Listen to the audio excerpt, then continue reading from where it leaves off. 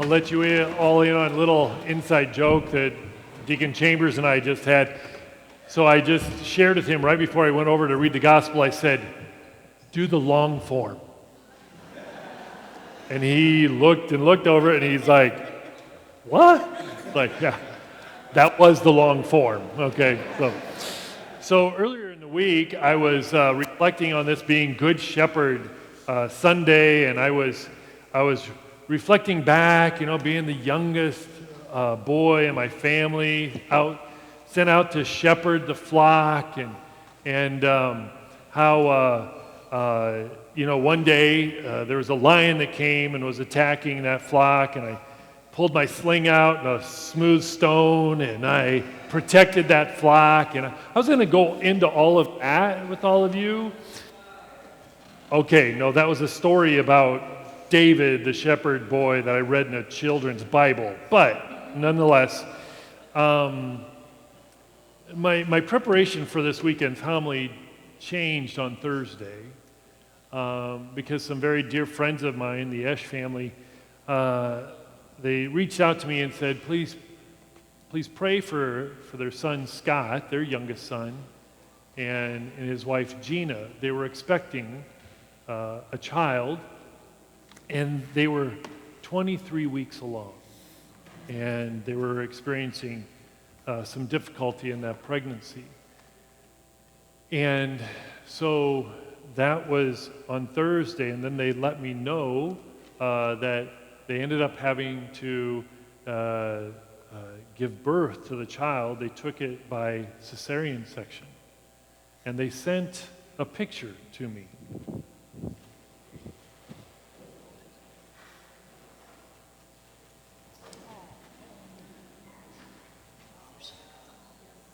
That is Gloria Esch.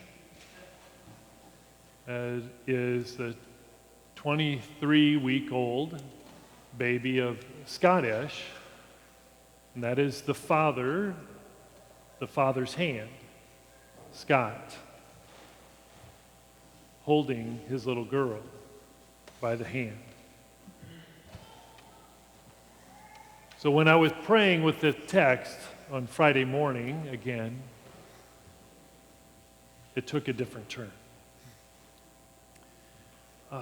Gloria is doing very well. Very well. They let them know that the first 24 to 30 hours are crucial.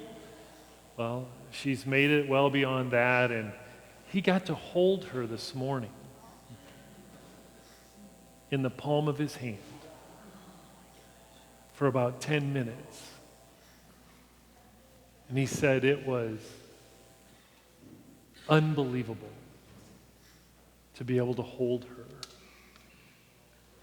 And that picture, I think, just says, that I should just go and sit down. That says it all with what we just heard in our gospel, right? That the Father, we are in the Father's hand, and nothing can take us from the Father's hand. This is God's desire for all of us, right? That we recognize that God reaches out to us with this kind of love. He desires for all of us to receive that love that he has for all of us. And nothing can take us from the Father's hand. Nothing can take us from the Father's hand. We can only choose to go away ourselves. Okay? We can only choose there. But then the thing that's important for us to realize is that the Father's hand is always there. He's pursuing us, always offering us that hand to come back and to bring us in to the loving embrace. So this is our message this morning, that we are offered this beautiful embrace by the Father, and Jesus desires for us to be there. with the Father. Now, then, also this week, we heard some news that there was a leak from the Supreme Court that Roe versus Wade is more than likely going to be overturned. And all of that which has erupted since then. And I know the tentacles of this issue are far and wide. It goes beyond, right, just the truth of what we believe as Catholics, that is a life in the womb. This picture kind of really makes that very clear to us, doesn't it? Moments earlier, this was a baby in the womb. And now it's a 23-week-old baby that is doing fine, okay? So that part is what we're invited to have, that evidence, that image for us. But so we're also called as Catholics, as we enter into this time of once again having this issue brought to the forefront, brought into all of our conversations potentially. How are we going to enter into those? I suggest that we all do so by reminding people that we're offered the love of the Father. The embrace of the Father's love is offered to all of us, okay? Regardless of where people fall on this argument, that we try to bring this into the conversation. The love of the Father. And that the only way that we can go away from that is if we choose ourselves.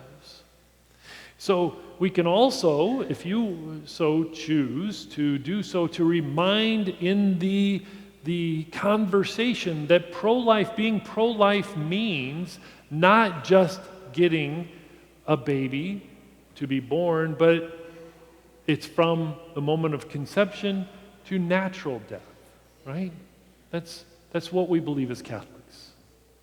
And so all of the stuff that we talked about last summer, right, about racism, that's a pro-life issue, okay? All the things that we have talked about in the past about discrimination for any reason whatsoever, those are pro-life issues. We can bring that into the conversation as well. We can perhaps bring into the conversation what we are called to as, and I've heard it in the argument, a pro-choice argument saying that, you Catholics are all about pro-life, but you do nothing to support, unplanned pregnancies. You don't do anything to support single mothers, et cetera, et cetera. Well, that's just not true. We can maybe add that to the conversation as well.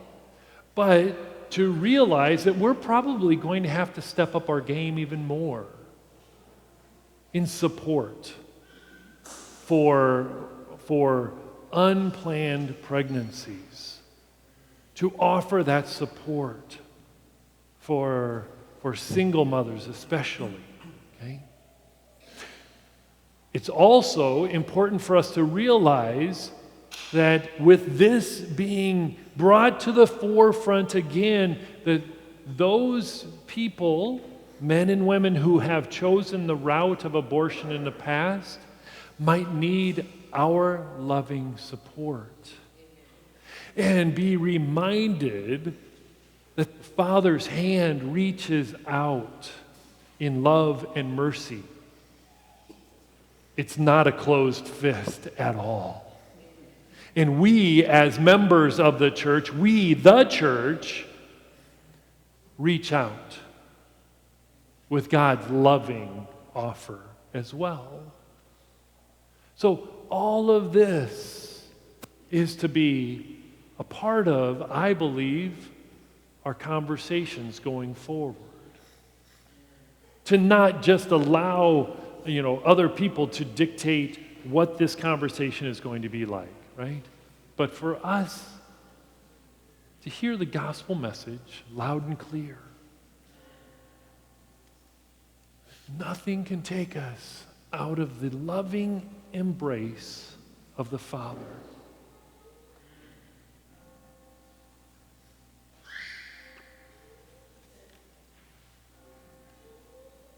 May we be the examples for others to get this message loud and clear.